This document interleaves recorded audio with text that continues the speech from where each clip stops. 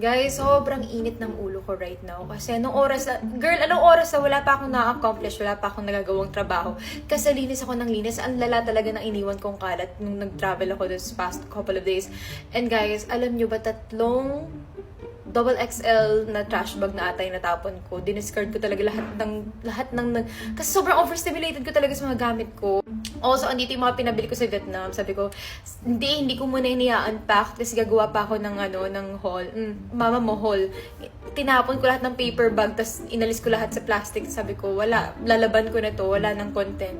Anyway, meron akong gusto i-share sa inyo. Kasi guys, nahihilig na naman ako sa skincare. So, ang dami kong binili. Actually, naman sobrang dami. Pero ang mamahal kasi ng mga binili ko. So, parang ang dami niya na for me. Daming arte. Anyway, bumili ulit ako ng retinol from Kiehl's. I don't know why they stopped working with me. Like, girl, hindi na ako problematic. You can work with me again.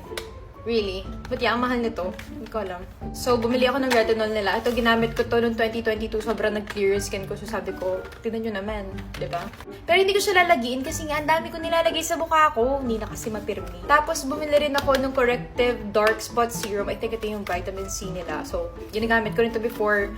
Kasama nito, in fairness, okay naman sila. And girl, ito okay. I have to admit na the first time I used this, pinadala nila sa akin to work with me. And hindi ko pa yung nagagawa ng video. But guys, sobrang nagustuhan ko yung moisturizer na to that I actually bought this with my own money. So, nag-replenish agad ako. Di pa ubos yung una. Bumili ako. Ito yung Dr. Althea 345 Relief Cream. Bumili ako ng dalawa. Medyo mahal to, pero okay lang. Kasi I like it talaga. Kita ba yung suso ko dyan?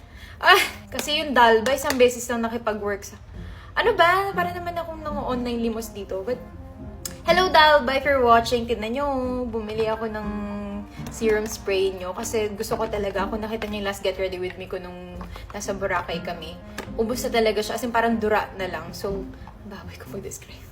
Ay guys, bumili rin pala ako 2 sneakers or like running shoes sa Salomon. Wala lang. Ay guys, ito pa pala. Bago ko siya kasi tatabi ko na ito lahat. Bago ko pa itabi, bumili rin ako ulit ng, guys, Lancome. Baka naman. Di ba ganun sabihin yun? Lancome? No. Lancome daw. Lancome.